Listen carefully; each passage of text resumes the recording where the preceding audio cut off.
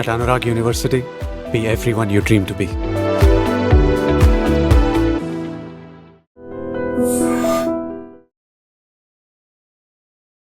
I dream చూస్తున్న ప్రేక్షకులందరికీ నమస్కారం.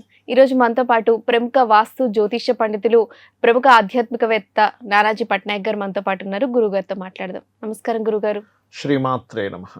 అలాగే గురుగారు, నవగ్రహాల్ని మనం ఏ విధంగా దర్శించుకోవాలి పూర్తిగా చెప్పండి.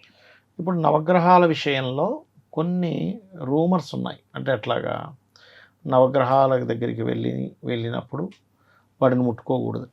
అదేం కాదు. లేదా నవగ్రహాలు దర్శించుకున్నాక కాళ్ళు కడగాలి, ఇలాంటివన్నీ మీరు అన్నట్టు అపోహలు. ఇక్కడ ఒకటమ్మా, మీకు అక్కడ నూనె ఏదైనా ఉంది, అంటుకుంది, అది మళ్ళీ అదే తీసుకెళ్ళి మళ్ళీ ఆలయంలోకి వెళ్తాం కదా. ఆలయం అంటే అనవసరంగా మన పాదాల వల్ల ఆ చెత్త తీసుకెళ్ళి అక్కడే వేస్తామేమో.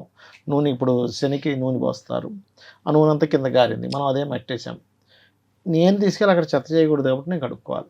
అందువల్ల కడగడమే తప్ప, అంతేగాని ఇదేదో ఈ నవగ్రహాలు వచ్చేసి మనల్ని ఏదో పీడిస్తాయి అనుకుంటే అదేమైనా భూతాలా ప్రేతాలా పీడించడానికి? నవగ్రహాలు వాళ్ళు కూడా దేవతలే. దేవతను దూషించిన ఫలితం వస్తుంది మీరు కనుక అలా ఫీల్ అయితే.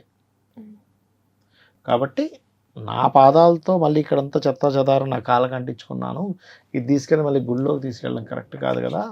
కాబట్టి నేను శుభ్రంగా కడుక్కొని కాళ్ళు కడుక్కొని వెళ్తాననే భావనతో వెళ్ళాలి. కానీ అయితే గురుజీ, నవగ్రహాలని మీరు అన్నారు కొన్ని అపోహలు ఉంటాయి, రూమర్స్ ఉంటాయని. నవగ్రహాలని తాకవచ్చా గురుగారు? తాకకూడదని ఏం లేదమ్మా. కాకపోతే ఏంటంటే అందరూ తాకి అంతా పిచ్చి పిచ్చిగా చేస్తారు, ఎవడు ఎలా ఉంటారు అని కొన్ని ప్లేసెస్లో తాకొద్దని చెప్తారు. ఇక్కడ ఏంటంటే నీకు భావన ఏంటి మైండ్లో, అమ్మో శనిని ముట్టుకుంటే నాకు శని పట్టుకుంటుంది, అలా అయితే ఇంకేం అసలు అలా ఏం కాదు. కొంతమంది ఆంజనేయం పాదాలు పట్టుకుంటే శని వస్తుంది, ఏంటది పాదాల దగ్గర తొక్కి పెట్టాడు కూడా అక్కడ ముట్టుకుంటే శని వస్తుంది, అంత ఈజీగా వస్తుంది అనుకుంటున్నారు. ఒక కర్మ రావడం అంటే, శని అంటే కర్మ, అందులో గుడ్ ఉంటుంది బ్యాడ్ ఉంటుంది, అంత ఈజీగా వచ్చేసేటట్టయితే ఇంకేమి, అంతే కదా. బాగా అపరకు పేరుంటున్నాడు, ఆయన తీసుకెళ్ళి శనిని ముట్టుకోమనండి, అవుతాడేమైనా సడన్గా అప్పటికప్పుడు పోతాయి అన్నీ?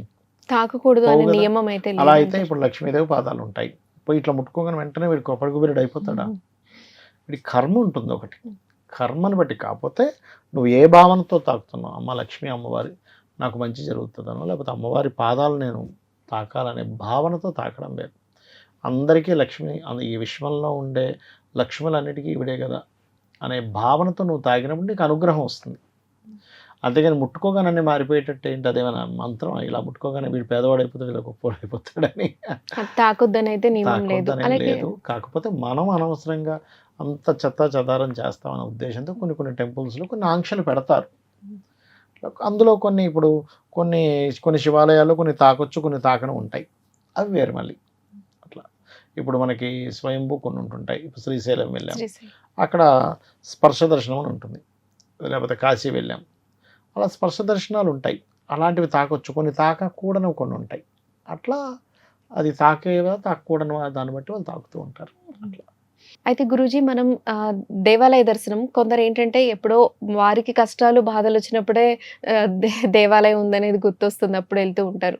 కొందరు ఎప్పుడు దర్శించుకుంటూ ఉంటారు. అసలు ఆలయ దర్శనం అనేది మనం ఎప్పుడెప్పుడు చేసుకుంటూ ఉంటాం వల్ల మనలో పాజిటివ్ ఎనర్జీ కావచ్చు, మనకి శుభం కలుగుతుంది అని. మన ధర్మం ఆలయానికి వెళ్ళడం. ఆలయానికి ఎందుకు వెళ్తున్నాము అంటే కృతజ్ఞతాభావంతో, అక్కడ మన వంతు ఏదైనా సహాయం చేయగలమా. మీరు ఎంత రెగ్యులర్గా వెళ్తూ ఉంటే అంత పాజిటివ్ ఎనర్జీ మీకు వస్తుంది. జిమ్కి రోజు వెళ్తే మంచిదా, వారానికి ఒకసారి వెళ్తే మంచిదా అంటే రోజు వెళ్తే ఫిట్నెస్ ఉంటుంది. ఆధ్యాత్మికమైనటువంటి శక్తి ఏదైతే మీకు రావాలనుకుంటారో, రోజు పూజ చేయడం, రోజు ఆలయానికి వెళ్ళడం, రోజు ఏదైనా ఒక జపం చేసుకోవడం, మంత్రం తీసుకొని, ఇవన్నీ కూడా మీకు స్ట్రెంగ్త్ని పెరుగుతుంది. ఎందుకంటే ఆత్మశక్తి పెరుగుతుంది.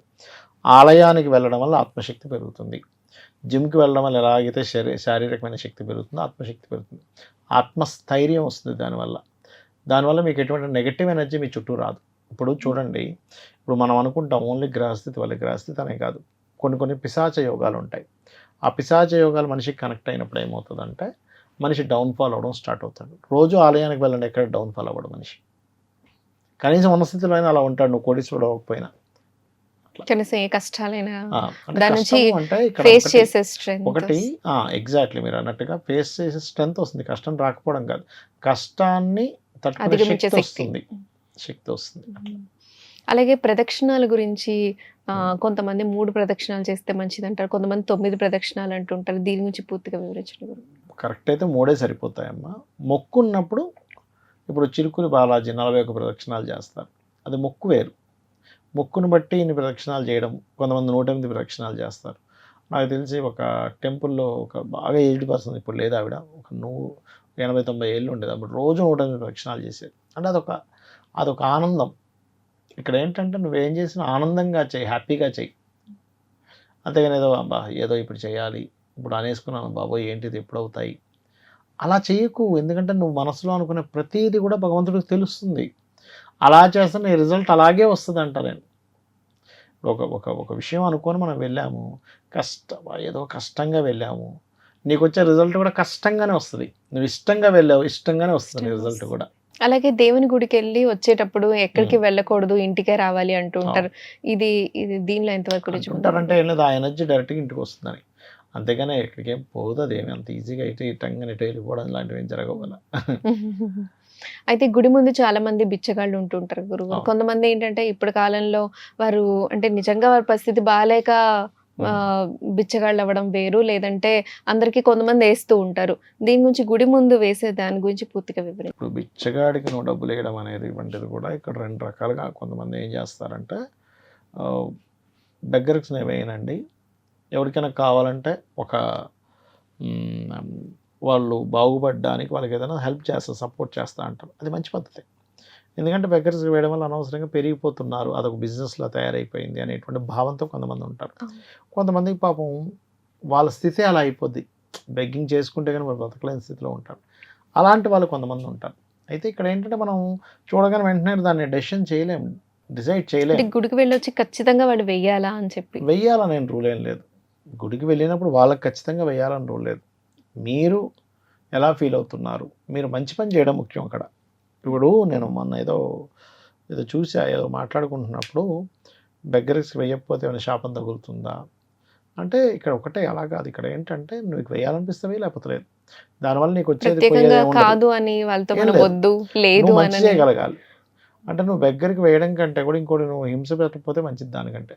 ఎలా అంటే ఇప్పుడు నువ్వు ఒకడిని ఏదో అన్యాయం చేసి నువ్వు డబ్బులు కొట్టేసావు, ఎగ్జాంపుల్, నువ్వు మళ్ళీ అందరం తీసుకుని బెగ్గరికి వేసావు, అదే నీకేం పుణ్యం ఏం రాదు. నువ్వు ఇక్కడ అన్యాయం చేసావుగా. అంటే వాళ్ళకి ఇవ్వకపోతే కొంతమంది ఏంటంటే లేదు నా దగ్గర లేవు అంటుంటారు. ఆ మాట కూడా అంటూ ఉండకూడదు, నిజంగానే లేకుండా పోతే అని అంటూ ఉంటారు. ఇవన్నీ చిల్లర లేనప్పుడు లేదని చెప్పొచ్చు, లేకపోతే నేను ఇవ్వనని చెప్పొచ్చు డైరెక్ట్గా. కాకపోతే మాటికి లేదు లేదు లేదు అనేటువంటి వర్డ్ వాడకూడదు.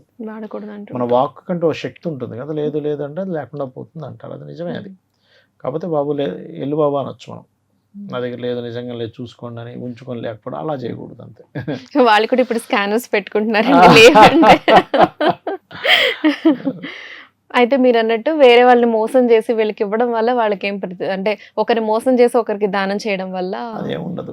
అది అనవసరంగా మనం ఈ మోసం చేసిన ఫలితం ఒకటి వస్తుంది కదా, దీని ఫలితం రాకపోగా. అయితే గురుగారు ఆలయంలో చాలా మంది దానం చేయాలి అనుకుంటే ఏ దానం చేయడం శ్రేష్టమైంది? ఎప్పుడైనా కూడా అమ్మ అన్నిటికంటే అన్నదానం గొప్పది. అవతల వాడికి ఏది లేదో అది ఇవ్వడం గొప్పది. ఇప్పుడు ఒక రోడ్డు మీద ఒక వ్యక్తి నిద్రపోతున్నాడు, చలికాలం, దుప్పటి కూడా లేదు, దుప్పటి ఇవ్వడం మంచిది. అక్కడ ఏది అవసరం అది ఇవ్వాలి. దాహం వేస్తుంది, నీళ్ళు ఇవ్వాలి. ఇప్పుడు మీకు బాగా దాహం వేస్తుంది, బిర్యానీ పెడితే ఏం చేస్తారు, నాకు బిర్యానీ కదా ఫస్ట్ నాకు నీళ్ళు ఇవ్వండి అంటాం. మనిషికి ఏది అవసరమో అది నువ్వు దానం చేయి. విద్య అవసరమో విద్య దానం చేయి, నీళ్ళు అవసరం నీళ్ళు దానం చేయి, బట్టలు అవసరం బట్టలు దానం చేయి. అంటే ఆలయానికి సంబంధించి కొంతమంది దానం ఇస్తూ ఉంటారు, బండలు. అక్కడ ఏది అవసరం, అక్కడ ఏది అవసరం అది ఇవ్వాలి. అవసరమైంది. భార్యాభర్తల్లో కూడా చూడండి, నాకు ఇవన్నీ కాదండి, అతను మాట్లాడడం కావాలంటది కొంతమంది. ఏంటి నీకు నగలు కొనిస్తున్నాను, నీ పేరు మీద ల్యాండ్ కొన్నాను, నీ పేరు మీద కారు కొన్నాను, ఇవన్నీ నాకు వద్దు, నువ్వు అసలు స్పెండ్ చేయట్లేదు, నాకు అది అవసరం అంటది భార్య లేదా భర్త అంటాడు.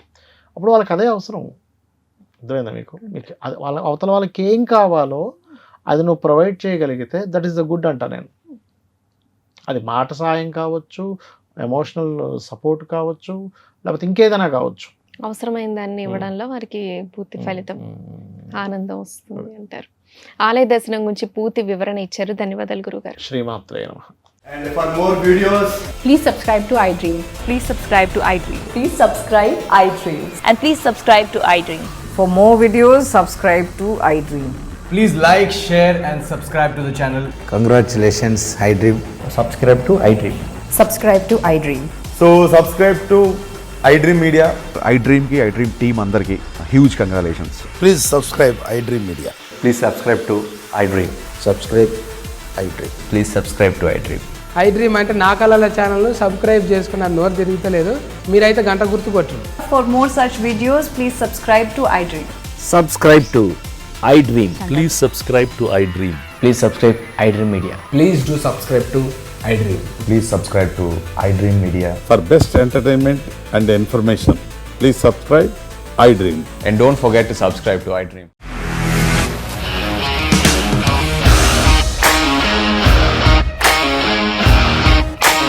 ఇండస్ట్రీలో కమిట్మెంట్ ఇష్యూస్ వస్తే నీకు కూడా వచ్చినట్టు మార్నింగ్ తీసుకెళ్ళారంటే కొద్ది పడేస్తారు.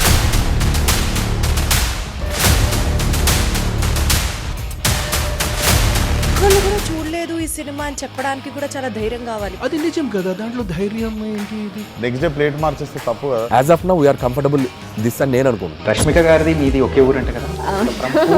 నీకు కోపం వచ్చిందంటే బాగా తిట్టేత్తరా? తిట్టేద్దామండి.